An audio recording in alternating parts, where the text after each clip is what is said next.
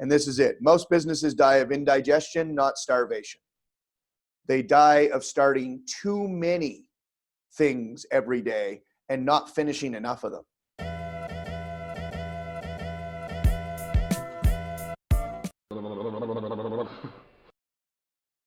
Welcome back to the Strategy Show, everybody. We are excited. We have Matt here again, CEO of Simplicity Designs. And after the great show of last week, we want to talk with him. What is it? Why of the Fortune 500s, there are only 65 still alive? What is it that kills companies? We are business owners. We want to have our company healthy and growing and scaling. So what should we take care of, Matt? Yeah, last week we talked about understanding the customer. We talked about understanding the problem you solve and the value of solving that problem. Once you get clarity over that, you can overcome the second mistake most owners make. And this is it. Most businesses die of indigestion, not starvation. They die of starting too many things every day and not finishing enough of them. I mean, if you're an entrepreneur, if you're a business owner, you've got some motivation, which means at some point you decided to start something on your own. That was awesome. The problem is if you start 50 things every week, but you don't finish enough of them and they don't give value to your client, then what ends up happening is you end up spending too many minutes on too many things that don't end up delivering value. So let's step back from this one just for a second. You have two ways you work with your business. You work in the business, delivering value to your client, and you work on the business, changing form, fit, or function of how you deliver that value so that it'll go faster, better with less resources. In work, on work. Now, the common mistake when people talk about working on the business, they think doing strategy is working on the business. That's not working on the business. That's planning. They think doing sales is working on the business. That's not working on the business. That's working in the business doing sales. Working on the business would be changing form, fit, or function of how I'm going to do sales. So I can only do so many of those. I can only do so many of those every 90 days. And so when we work with organizations, we help them see all the things they've started but not finished. So these are all great ideas. But David Allen writes a great book called Getting Things Done. He's a productivity guru. I'm sure you've heard of him. And he was on the show. He was on the show. I'm with him. People check out the David Allen episode. It's called David Allen and Severino. Yeah, and he's a fantastic guru on how to get stuff done. And one of the most important lessons from his book is to always have a someday maybe list. Because as entrepreneurs, you're going to have 1,000 thoughts a day.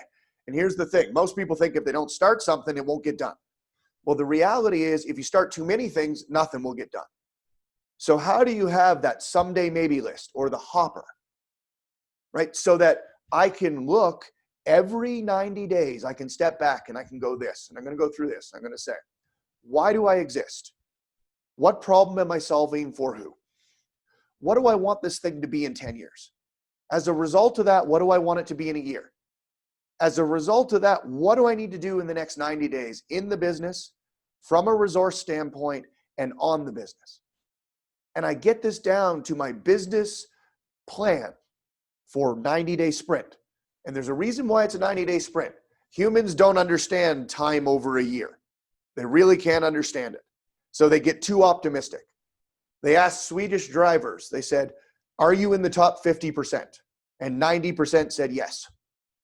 You don't have to be a mathematician to realize that's not possible, right? As humans, we're optimistic, and that's good. And as entrepreneurs, we're even more optimistic. Otherwise, we wouldn't have started a business. Now, don't let that optimism be your demise. Take that optimism, channel it to a list of all the things you could do, and then every 90 days, stop and go, why do I exist? What am I building? 10 years, 1 year, 90 days. Now, in the next 90 days, what's the one thing that I could do that would completely change my business? And focus on that one thing and get it over the finish line. Now, once you find that one thing, there are all kinds of problem-solving methodologies, right? You can use Lean Six Sigma, you can use Agile, you can use Scrum, you can use customer journey mapping. There's a ton of tools. But what it all comes down to is, what is that one thing that will make your business better?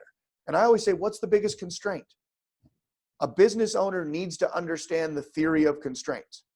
Is your biggest constraint right now sales, or is it scheduling, or is it doing the work? Which one? Notice I didn't say, is it people? It's almost never people. We see people, but it's almost never people. Is it sales, the right sales mix, or enough sales? Is it the schedule? Am I getting enough work done per week? Am I getting the jobs done in the right time and at the right profit margin? Okay. Once I've figured out where the biggest problem in my business is, now let's fix that problem, and only that problem. There are going to be 1,000 squirrels every day. There are going to be 1,000 stories every day that you could fix. The discipline is not starting all those 1,000 things. Don't spend your life chasing yesterday's fire. Spend your life building tomorrow's business. And in order to do that, what I have to be able to do is pick one thing to make better. One thing every 90 days. It's the 20-mile march, right? And if I do that, if I get into that discipline of 10 years, 1 year, 90 days, next 4 weeks, right? And so here's, that trick. Make sure you get it down to that one thing. And I could say that 100 times and I still meet business owners and you go, okay, what are you improving? And they tell you one thing and then you go, okay, what else? And then they tell you about the 30 things they've tried to improve that are somewhere between 0 and 99% done. Whenever you start a new project, here's what I want you to think about. Have you ever done a home renovation? Right? It's one of those things you start with all kinds of motivation. It's awesome. It's going to be amazing. And then you pull up the carpet and you're like, oh God, now I actually have to take the staples out. And then I got to lay down new flooring. And we always underestimate how hard it's going to be. So in order to avoid that, just pick one thing. And that's how you can avoid dying of indigestion. Beautiful. You want to make your sales more repeatable and reliable? Do you want to have less volatility and more growth in your revenue per month? At Strategy Sprints, we do only one thing: strategy in sprints. Strategy means having more revenue through a better offer. In sprints means having more energy in your team every week. Check out if your ROI is as high as it is for most service-based and online businesses and startups we work with, which is over 100%. You can see it in just 15 minutes by going to strategysprints.com/sales and completing our online exercise to know what your ROI would be with our accelerator program. We are ready to sprint. Are you? I can absolutely support this. Listeners, take this seriously. Re-listen to every word that Matt just said. This was gold. And it's Friday, so today in the morning we just had our weekly meeting. And in our weekly meeting, we basically did exactly this. We call it the focus card. We do 3 years, 1 year, 90 days focus, and then one goal for the month and one commitment for the week for every person in the team. And we write that down. That's it. Yeah.